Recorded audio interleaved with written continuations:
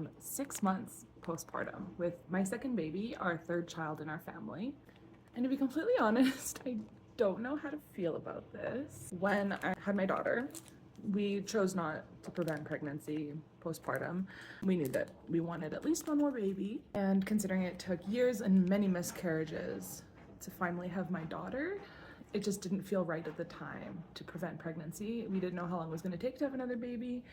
We thought it'd be great to have two of our kids be relatively close together in age. And so this postpartum with my second baby, our third together, we are pretty sure we want one more, but definitely don't feel like we're in as much of a rush. Not that we felt like we were in a rush before, but when we were trusting to conceive our son, we were able to finally, for the first time in a long time, be able to just kind of relax and let it happen. But unfortunately, I did have an early miscarriage at 9 months postpartum, and that devastated us worse than all of the other miscarriages I've been through.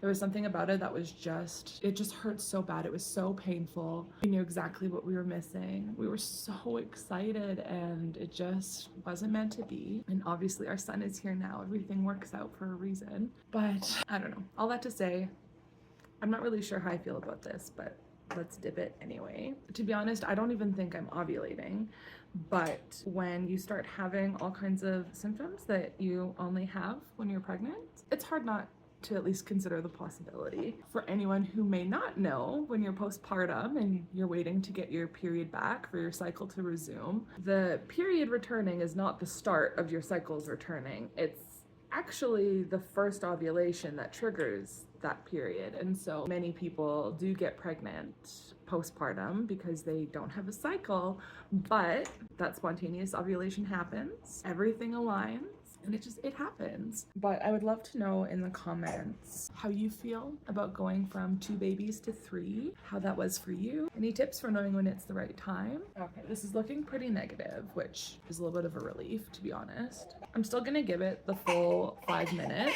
but I feel like with how long I've been having these symptoms, if I was pregnant, it would show by now. So I will let it fully process and then I'll show you what it looks like. But yeah, it's tough when you start getting like waves of nausea, food cravings, food aversions, which was something that was really intense with my last pregnancy, cramps and bloating. And I mean, all of these symptoms could be so many different things. It's not always just pregnancy. You know, when it's possible for you to be pregnant and you start thinking you might be, it is hard to get that out of your head. I did order a 25 pack of these Wandfo tests, which have treated me pretty well in the past. That way when I need to check or my friends need to check, I have some handy.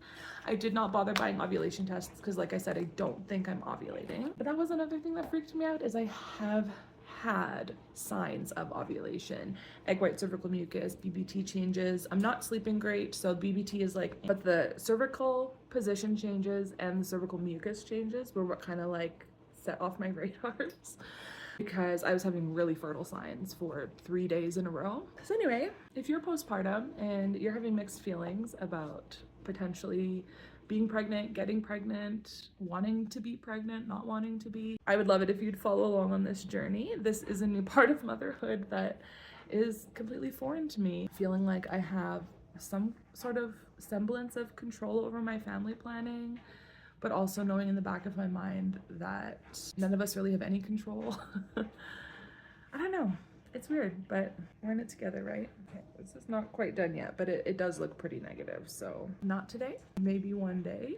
When my cycles resume, I will start tracking my cycle a little bit better so that we can use family planning to the best of our ability. It's also sometimes good to get a negative on these so that you can suss out indent lines or EVAPs, and it can help you feel more confident in a brand of tests. Anyway, thank you for joining me. We'll see you next time.